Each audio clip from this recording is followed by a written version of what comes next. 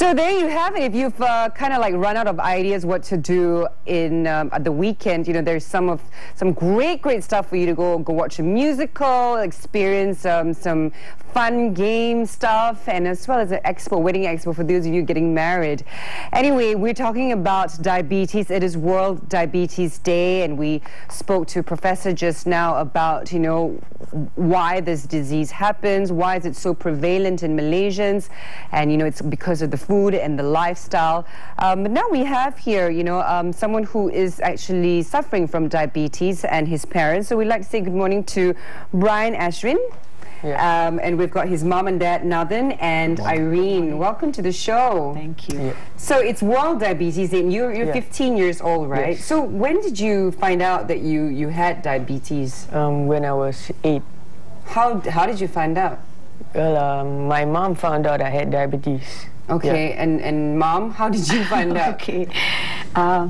It was during the May and June school holidays, and he was doing his homework in the afternoon. He had some cramps in his leg. Okay. And then I said, okay, cramps are normal. 2 days later, he told me he had a pinching pain in his chest. Oh. So I said, why are you having all the symptoms? And I spoke to my husband. He said, maybe it's just one of those days lah. But I felt there was something wrong with my son. Okay. I called up the child specialist and said, can I bring my son in? Get him admitted, maybe just run a check on him. Yeah.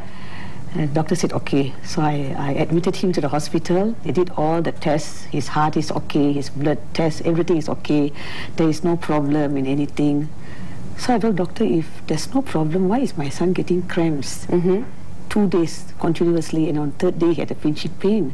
Then I said, can I just have a look at your report? So when I went through the report, I felt there was no blood glucose test taken. I see.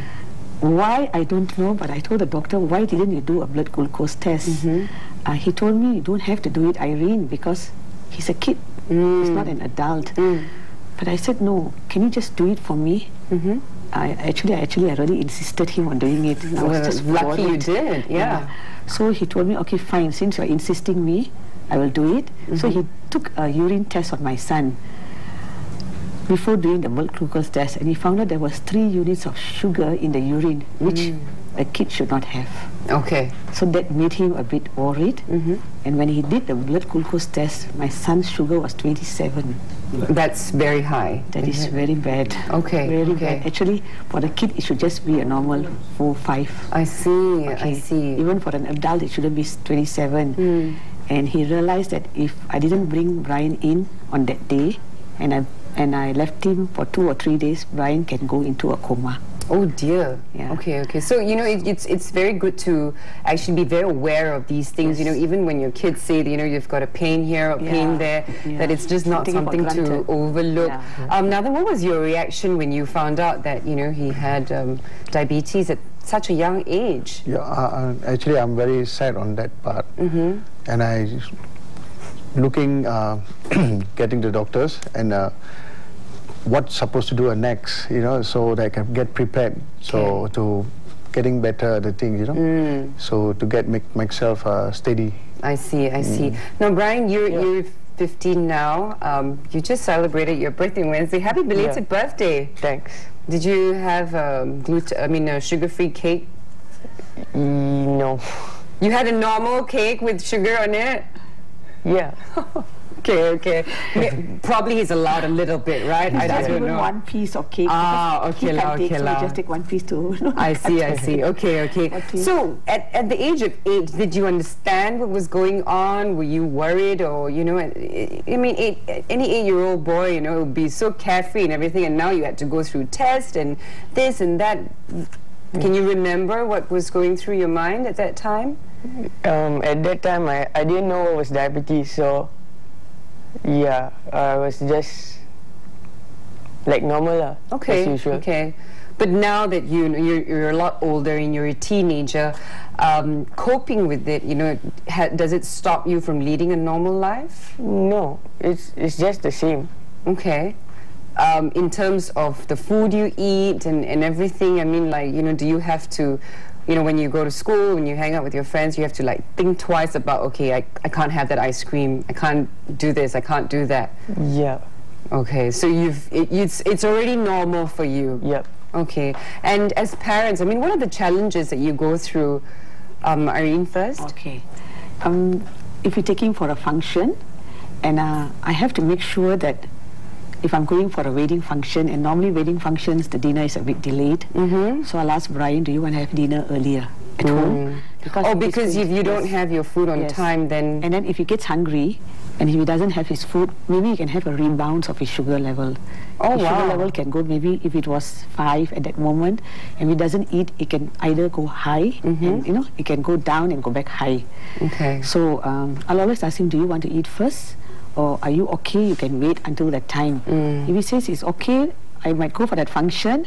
But if they have not really started off the dinner, then I will just go and ask the person serving the food, can I just take a plate? No, just You just have to be responsible, I Yes, suppose, for yes, whatever yes, you because do. I cannot afford him to go low on sugar or high. So since then, I mean, has there been any episodes where it's been quite scary episodes, where... There has been a few when he has been hypo. Hypo means the sugar goes low. Okay. And hypoglycemia, hypoglycemia, right? Okay. yes.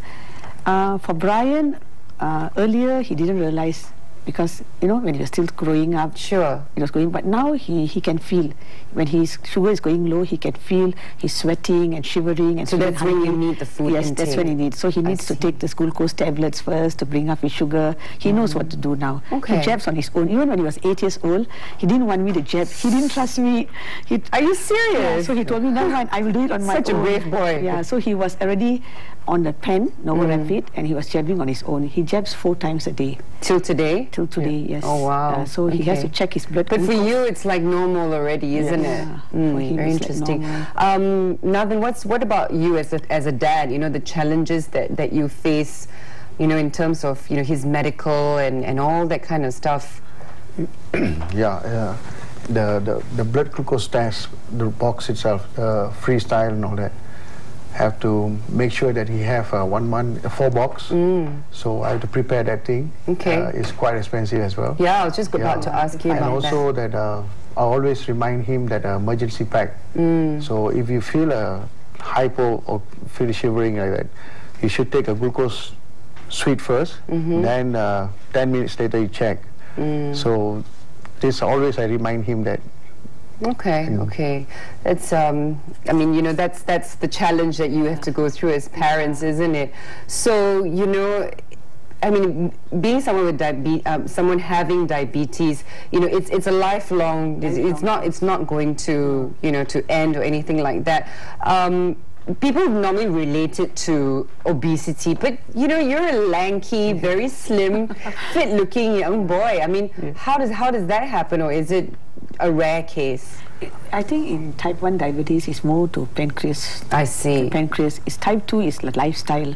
Type 1 is more to the pancreas failure. Okay. So you just have to live with it. You just have to have a very healthy lifestyle. And for me, I always tell Brian, I think as time goes by, you will be more healthier than others, because you already know you're going to balance a healthy food. Your fruits, your carbo. You already know, because when he goes to the supermarket, he has to read his carbo when he wants to buy something. He needs to read how many grams of carbo. Where people normally don't read, right? that we don't read, but now he has to read.